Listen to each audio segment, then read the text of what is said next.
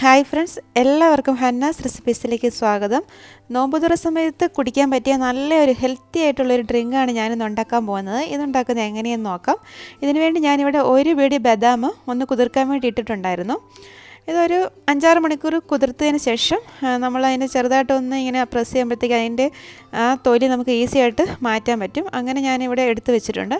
ഇതിനി മിക്സിയിലിട്ടിട്ട് ഒന്ന് നന്നായിട്ട് അരച്ചെടുക്കണം. ഇതിലോട്ട് ഒരല്പം പാലും കൂടി ചേർത്തിട്ടാണ് ഞാനിത് അരച്ചെടുക്കാൻ പോകുന്നത്. ഇനി ഇത് നന്നായിട്ടൊന്ന് അരച്ചെടുത്തുകൊണ്ട് വരാം. ഇപ്പം ബദാം ഇവിടെ നന്നായിട്ട് അരച്ചെടുത്ത് വെച്ചിട്ടുണ്ട്. ഇതൊന്ന് മാറ്റി വെക്കാം.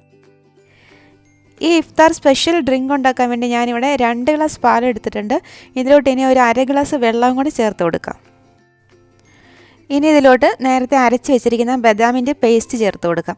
ബദാമോ അല്ലെങ്കിൽ അണ്ടിപ്പരിപ്പ് നമുക്ക് ഇതുപോലെ അരച്ചെടുത്ത് ഈ ഡ്രിങ്ക് ഉണ്ടാക്കാവുന്നതാണ്.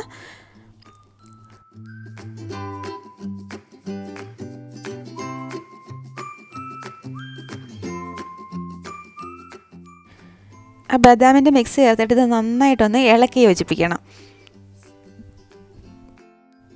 ഇനി ഇതിലോട്ടൊരു ഫ്ലേവറിന് വേണ്ടി ഒരു 1/4 ടീസ്പൂൺ ഏലക്കാപ്പൊടി ചേർത്ത് കൊടുക്കാം.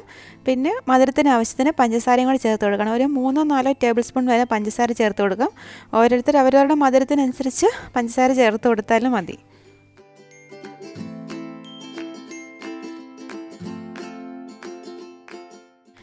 ഇതിനി നന്നായിട്ടൊന്ന് തിളച്ച് വരണം. ഇപ്പം തിളച്ച് വന്നിട്ടുണ്ട്.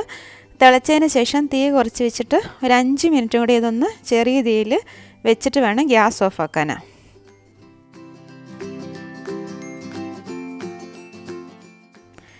ഇനി നമുക്ക് ഈ ഡ്രിങ്ക് ഒന്ന് താളിച്ചെടുക്കണം. അതിനുവേണ്ടി ഞാൻ 1 ടീസ്പൂൺ നെയ്യ് പാത്രത്തിലോട്ട് ഒഴിച്ചിട്ടുണ്ട്. അതിലോട്ട് ഒരു ചെറിയ ഉള്ളി ചെറുതായിട്ട് അരിഞ്ഞ് ചേർത്ത് കൊടുത്തിട്ടുണ്ട്. അത് ചെറുതായിട്ടൊന്ന് മൂത്ത് വരട്ടെ. അന്നേരം അതിലോട്ട് കുറച്ച് അണ്ടിപ്പരിപ്പും അതുപോലെ തന്നെ കുറച്ച് കിസ്മിസും കൂടെ ഒന്ന് ചേർത്ത് കൊടുക്കാം. അതും കൂടെ ഒന്ന് മൂപ്പിച്ചെടുക്കണം.